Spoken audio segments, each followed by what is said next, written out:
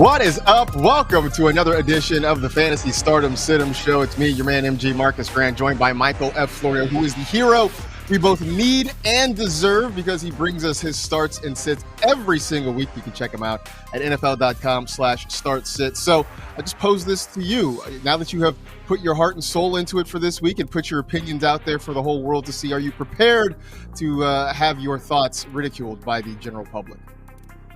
The internet is always a friendly place, Marcus. I don't know what you're talking about. They love every call I ever make. My bad. I totally forgot what I was talking about here. Absolutely. We got plenty we'll get through. We'll get through starts and sits. Plus, I'll give you a handful of guys and let you know kind of where our temperature is on them right now. But let's get started with the quarterback position. Take us through your starts and sits for week 5. Joe Burrow in a great matchup against the Ravens. Jared Goff, who is low-key a top 5 fantasy quarterback right now. Russell Wilson on TNF is a start for me, and so is Tom Brady, the GOAT against Atlanta. Some sits. Geno Smith coming off of his huge game, but it's a tough matchup. Aaron Rodgers, who just hasn't looked the same, and then Matt Ryan and Kenny Pickett. I'd also add maybe you sit Matt Stafford this week too.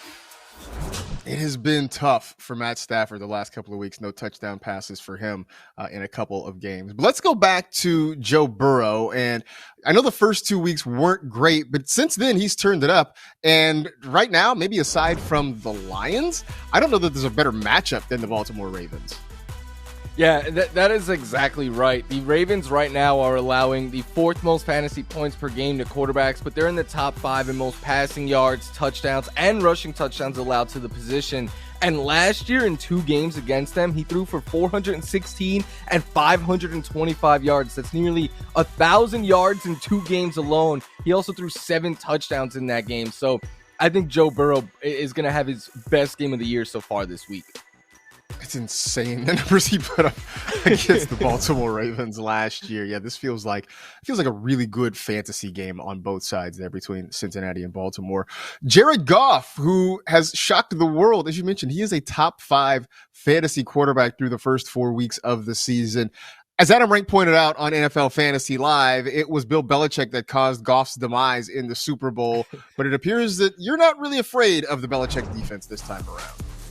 Yeah, the whole thing is the Belichick Patriots defense has not been as scary as they normally are. In fact, right now they're in the top 10 in most fantasy points allowed to quarterbacks. And the thing that we spoke about on our podcast, Marcus, is like the 2 best offenses in football right now are the Lions and whoever's playing the Lions. So if the Patriots could put up some points, make Jared Goff have to keep throwing, I think right now that he is just in play as a QB1 moving forward until he shows us otherwise.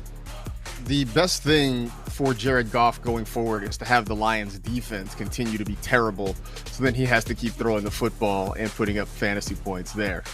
On the flip side, where before we were never really starting Jared Goff and we were always starting Aaron Rodgers, we're in the upside down now where we are starting Jared Goff and Aaron Rodgers, he keeps showing up on this sit list. He's there again this week against the Giants, huh?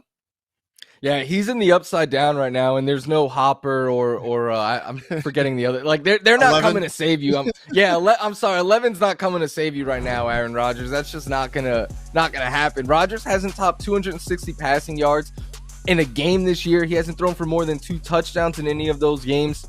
He doesn't have 17 fantasy points yet this year, and he hasn't been a top 10 fantasy quarterback in any week yet this season. Right now, Aaron Rodgers is more a name than production, and names don't score points for fantasy. So I think, especially in a game like this where they can just run the ball a lot against the Giants, I'm worried about Aaron Rodgers. And in fact, Marcus, I'm not against, potentially even dropping the 2-time MVP, reigning MVP right now.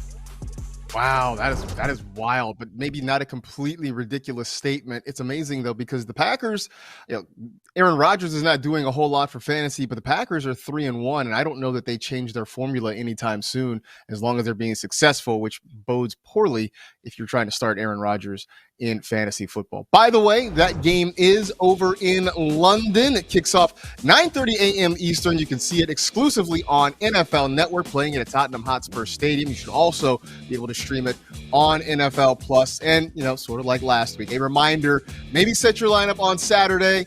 And, if you were burned last week by Alvin Kamara, maybe you set an alarm or two and you wake yourself up a little bit early. If you decide to have a life on Sunday morning, I will not fault you for it. If you're out there on Twitter, no Twitter shaming people who missed the start of a game with a surprise inactive. Not everybody eats, sleeps, and breathes fantasy football. All right, let's pivot to the wide receivers. Florio, who are your starts and sits this week? I'm starting Tom Brady. I'm also starting his receiver, Chris Godwin, in a good matchup. CeeDee Lamb, regardless of the quarterback, has been productive. DK Metcalf is just getting funneled targets his way right now. And Curtis Samuel continues to be Washington's top target, so he is in play. Some sits, sadly, DJ Moore, it's not your fault, it's Baker's, but you are sitting Julio Jones, who was the fourth wide receiver last week, is sitting Elijah Moore, who is struggling to get work, and then Michael Gallup, just until we see him 100% and get more work.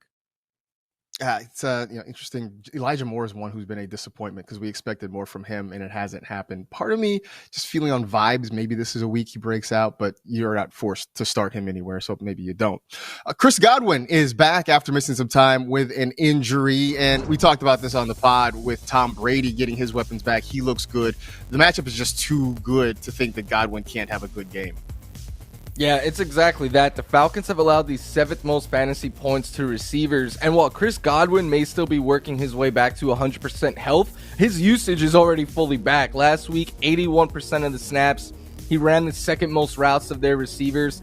He saw 10 targets, tied with Mike Evans. So a lot of volume going his way in a good matchup.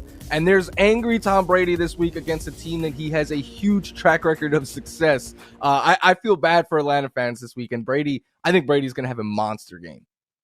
I think Atlanta fans are sort of riding high over the fact that they've won 2 in a row. And as of this moment, they're sitting in a tie for first place in the NFC South. I don't know that they would have pegged that after the first 4 weeks. The Dallas Cowboys coming to Los Angeles to take on the Rams at SoFi Stadium. Don't let the struggles of Matthew Stafford and the Rams offense distract you from the fact that the Rams are giving up big yards and big fantasy points to wide receivers. And I'm guessing that's the reason you like CeeDee Lamb this week. Yeah, that's a huge part of it. And I know with them having Jalen Ramsey and being the reigning Super Bowl champs, Aaron Donald, they have a lot of good pieces on that defense. Sometimes we think that they're one of the best defenses in football, and that just hasn't been the case this year, at least against receivers. They've allowed the 2nd most fantasy points to that position. And then CeeDee Lamb, even with Cooper Rush, his yards have increased every game with Rush. He's getting double-digit targets pretty much every single week. He might not have the bonkers ceiling that he has with the Dak Prescott, but Lamb has been very, very reliable. He's getting safe work in a good matchup. I think he's very much so a wide receiver 1 again. Every week with the Rams, week 1, it was Buffalo kind of running through them. Week 2, they got a win, but Drake London had a nice game for the Falcons. Week 3, it was the Cardinals, Marquise Brown doing some work. And then on Monday night last week, Deebo Samuel had that ridiculous catch and run as part of a big night for him as the 49ers got a win against the Los Angeles Rams defense. That gets us to a group of guys that we are getting a lot of questions about in a segment we called How We Feeling. How We Feeling. And so let's just kind of run through some of these. You'll take a few. I'll take a few. We'll try to take the temperature of some of these players. Let's start with Devin Singletary going against the Pittsburgh Steelers. Singletary's been more of a play than I think we imagined. How are we feeling about him this week? Yeah, I think he's in play as like an RB2 or a flex option. He's playing a bunch of snaps. He's getting all the pass game work. The only issue is Josh Allen has been the Bills' leading rusher every game this year. But Devin Singletary getting a lot more pass work than we anticipated. Definitely more valuable than we thought and in play, I would say. I definitely think he's in play this week. Clyde Edwards-Helaire going against the Raiders. That's on Monday Night Football. I will say, look, he's in play. I think you just keep rolling with him until the wheels fall off. You look at the way he's being used and the fact that Jerick McKinnon and Isaiah Pacheco are getting work in that backfield. This all feels like a house of cards. He's not going to be a top 5 running back all year long. But until we see otherwise, I think you got to keep him in your starting lineup. Over to the Washington Commanders. Terry McLaurin going against a kind of shaky Tennessee Titans secondary. How we feeling? Yeah, the matchup keeps him in play, but sadly, Marcus, I think Terry is kind of more of a wide receiver 3, maybe borderline wide receiver 2, whereas I thought he had big breakout upside coming into the year. Curtis Samuel just continues to be the top target for Carson Wentz, so a little boom or bustness for Terry McLaurin right now. And throw in the fact that Jahan Dotson is scoring touchdowns. That also takes a little bit of food off McLaurin's plate. Amari Cooper going against the Los Angeles Chargers. I would say, look, I feel like you got to start him as a wide receiver too, at least, just because that tunnel, that funnel right now for the targets, it's pretty narrow. It right now is Amari Cooper and David Njoku. And I know Cooper was not very good last week, but I think that's just sort of the ups and downs of having Amari Cooper. As long as Jacoby Brissett is looking at just those two guys, Cooper remains in play. Not a scenario I would have imagined coming into the season, but here we are. So I think you got to get him in your lineup. Jalen Waddle going against the Jets. Very likely we're going to see Teddy Bridgewater starting again this week. So how are we feeling about Waddle? Not nearly as good as when he had Tua, because we knew exactly the two targets that almost every pass was going to. I have questions if Teddy can sustain two wide receivers like Tua was, but I still think Waddle is too explosive. You start him against the Jets just because one catch, he can go the whole distance. That's the thing. Get him out in space. Let him use his speed. You never know what's going to happen. Drake London going against the Tampa Bay Buccaneers. Last week was not a good one for the Falcons pass catchers, but I think you stay with Drake London just because, one, there aren't too many guys that are getting the football. I know Kyle Pitts isn't getting it the way we wanted to, but Drake London is still getting targets, still running a ton of routes, and I would expect that the Falcons will be playing from behind against the Buccaneers. They will be forced to throw it way more than they did last week against the Cleveland Browns. So Drake London still in play as at least a second wide receiver, maybe a flex option for a lot of fantasy managers. Back to the Monday night game, Darren Waller taking on the Kansas City Chiefs. What are you thinking there? Kyle Pitts and to an extent George Kittle are getting all the blame for like struggling tight ends, and Darren Waller's just out here getting a pass. The guy has fewer than 25 yards in 2 straight games. He only has 1 game all year with more than 6 targets. Because he's a tight end and the position he plays and the upside that we know he has, I still think you have to start him right now each week, but he should be getting some more concern talk like the other tight ends are right now, I think. Well, since you mentioned the other tight ends, George Kittle and the 49ers taking on the Carolina Panthers, and I think you got to start him, but man, it's scary right now. Some of it is because the 49ers are leaving him to block, but when he is out running routes, he's just not getting looks. And if you go back, I believe it was Rich Rebar that tweeted about this. It's been a while since he's had a big game, and it's not all because they're just using him as a 6th offensive lineman, but because of his talent profile, because of his ceiling. It's hard to make a case for him to be on your bench. So you may not like it, but George Kittle's a guy I think you have to keep in your starting lineup. All right. We are just getting started here. We've got more starts and sits for Michael F. Florio as we continue to roll through these positions. Plus, we got some guys that we think deserve a little bit more hype heading into week 5. That's next on the Fantasy Startup Sit Show. Let's dive into the tight ends. Florio, who you got this week? David Njoku, who's been really useful the last couple of weeks, remains in play. Zach Ertz is a start every week. Dallas Goedert, in what's kind of a revenge game amongst the Eagles, tight ends is in play. And then Gerald Everett, just because of the work he's been getting. And my sits, Dawson Knox, who's just lost in the shuffle right now. Irv Smith Jr., Mo Alley Cox until we see a Colts tight end do it consistently. And Evan Ingram, who just hasn't been getting the volume.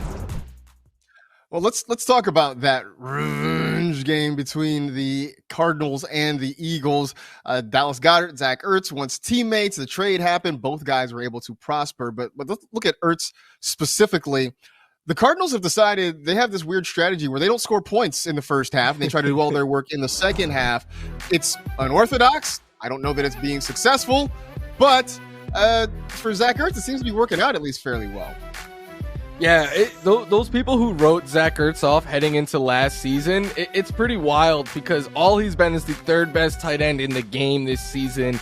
He scored double-digit fantasy points every game, which is huge for a tight end. And what I love is only Devontae Adams has more targets inside the 10-yard line than Zach Ertz. So while he's not Mark Andrews or Travis Kelce, he's the next best thing right now after those two. Just curious. I know you had both Ertz and Goddard on your start list. Who do you think comes out on top in the battle of those two former teammates this week? I'm going with Ertz just because I think his volume is a little safer. Goddard has 2 big wide receivers there that take it away. And the fact that the Eagles are also running the football well, I think, has something to do with it as well.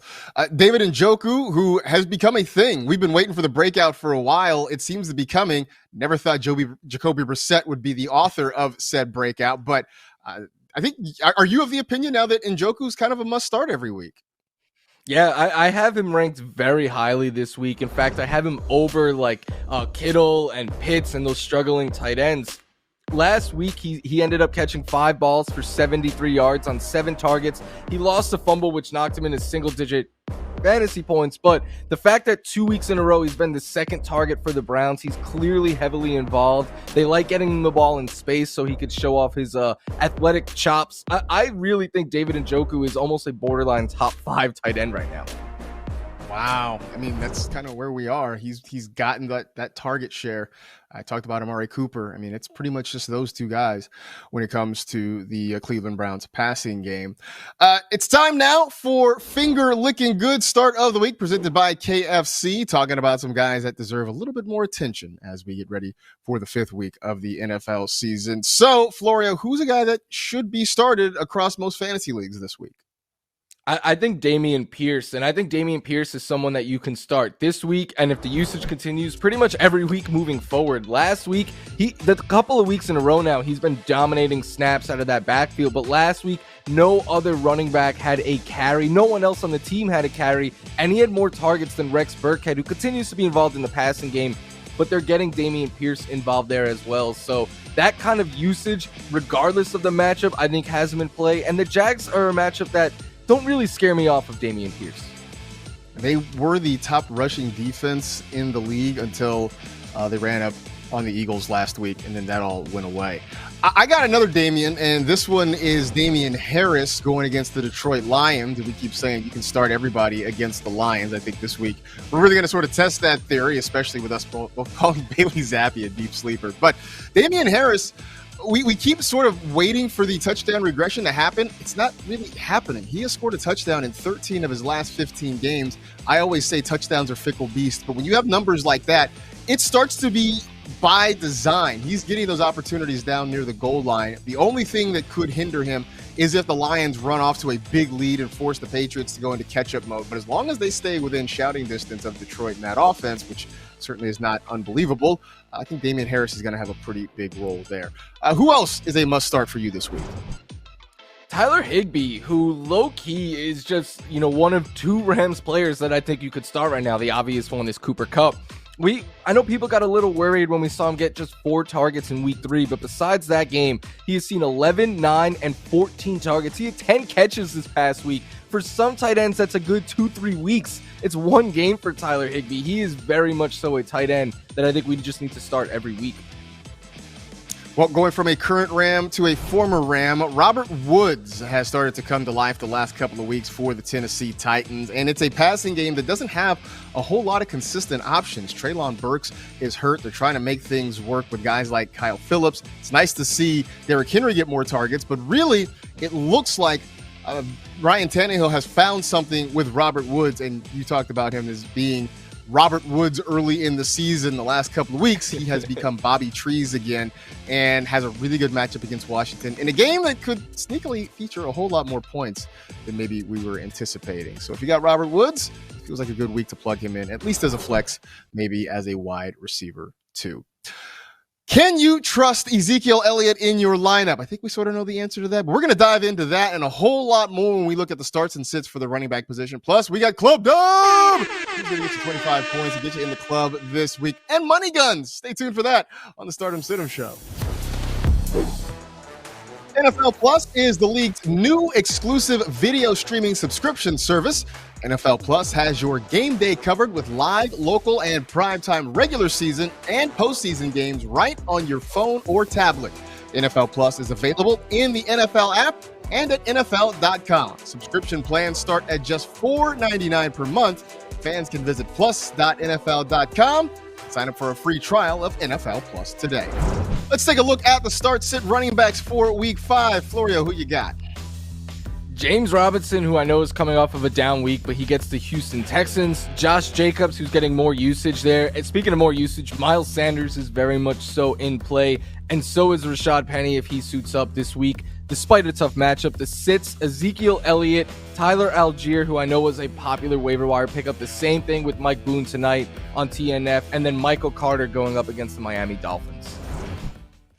Well, earlier this week on the NFL Fantasy Football Show, we both apologized to Josh Jacobs for doubting him this season. So now that we've cleared the air and everything's good, we're full speed ahead with Jacobs this week against the Chiefs, right? Yeah, hopefully he forgave us, Marcus, because I think we're going to want this guy in our starting lineups this week in a good matchup. One, he's just been getting insane usage the last couple of weeks. Like last week, he carried the ball 28 times. And what I like most, though, is that after the first 2 weeks, they really weren't throwing him the ball. Now he has 11 targets in the last 2 games with at least 5 in each. So if he falls behind against the Chiefs, who have allowed the 5th most fantasy points to running backs, you don't have to worry about Jacobs coming off the field because they're getting him involved in the passing game as well. I do think he's going to get a lot of touches this week because the Raiders just don't want to get in an up and down matchup with the Kansas City Chiefs. Yeah. That feels like a losing formula. If Ezekiel Elliott and Tony Pollard were one person, they would be the RB number 5 right now. Alas, they are 2 people and they are sharing the work. And it feels like that makes both of them sort of unusable. But I know especially you're focusing on Zeke right now.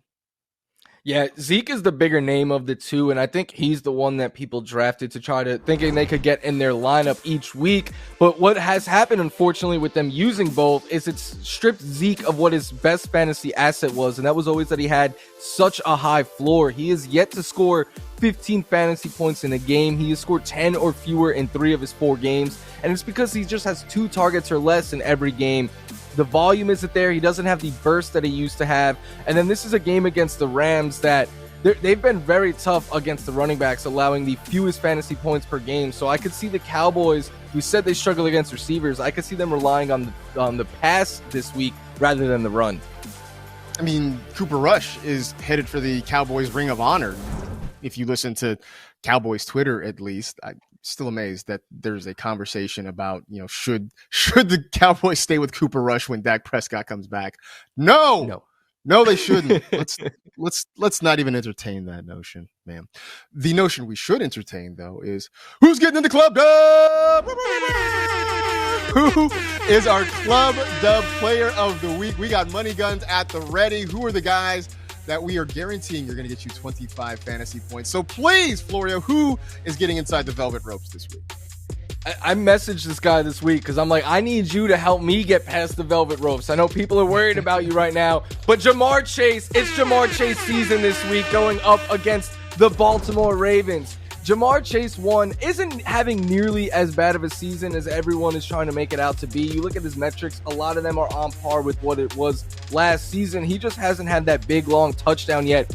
But I think that changes against the Ravens, who have struggled mightily against both quarterbacks and receivers this year. And we spoke earlier about the success Joe Burrow has had against them in the past. So I think Burrow has a huge game, and I think Ja'Marr Chase has his get-right game as well. You don't think that Joe Burrow and Ja'Marr Chase are talking about this and trying to cook something up to get Ja'Marr that big game coming? I mean, these dudes have known each other for years. I feel like they are going to conspire to make some big things happen. For me, it's going to be Nick Chubb